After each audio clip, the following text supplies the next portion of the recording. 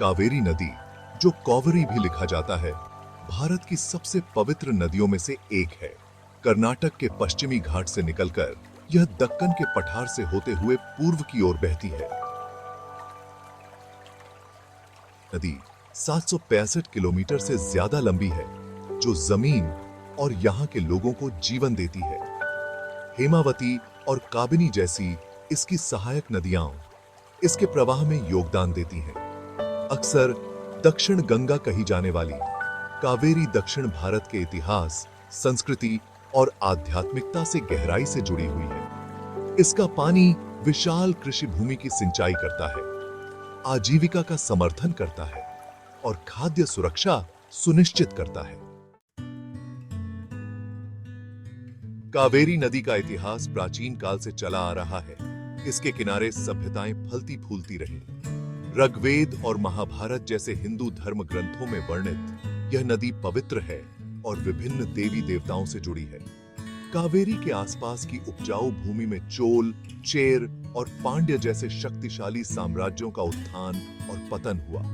चोलों ने प्रभावशाली सिंचाई प्रणालियां बनाई, जिनमें प्राचीन इंजीनियरिंग का चमत्कार ग्रैंड एनीकट भी शामिल है। दूसरी शताब्दी ईस्वी में बना यह प्राचीन बांध इस क्षेत्र को समृद्ध धान के कटोरे में बदल गया। कावेरी ने इस क्षेत्र के इतिहास को आकार देना जारी रखा, जिसमें विजयनगर साम्राज्य का उदय और औपनिवेशिक शक्तियों का आगमन हुआ।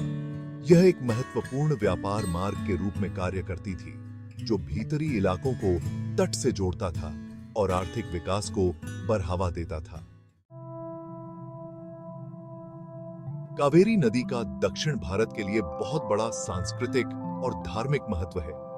एक पवित्र नदी के रूप में पूजी जाने वाली यह पवित्रता, उर्वरता और समृद्धि का प्रतीक है। इसके किनारे कई मंदिर और तीर्थ स्थल हैं, जो दूर दूर से भक्तों को आकर्षित करते हैं।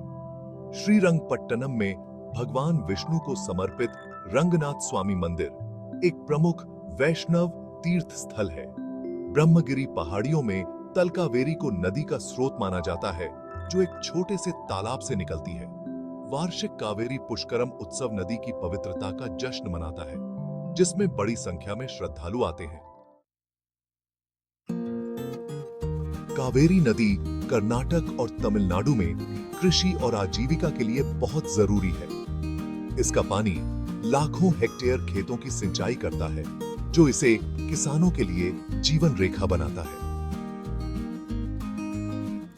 कावेरी बेसिन की उपजाऊ मिट्टी चावल, गन्ना, नारियल और केला जैसी फसलों का उत्पादन करती है। नदी की जलोढ़ मिट्टी भूमि को समृद्ध करती है, जिससे उसकी उर्वरता बढ़ती है। तमिलनाडु के चावल के कटोरे के रूप में जाना जाने वाला कावेरी डेल्टा व्यापक चावल की खेती के लिए प्रसिद्ध है।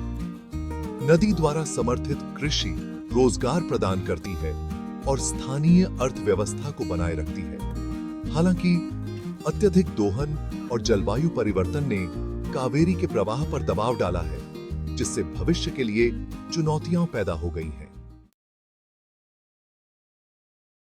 कावेरी नदी कर्नाटक और तमिलनाडु के बीच लंबे समय से चले आ रहे जल विवाद का विषय रही है।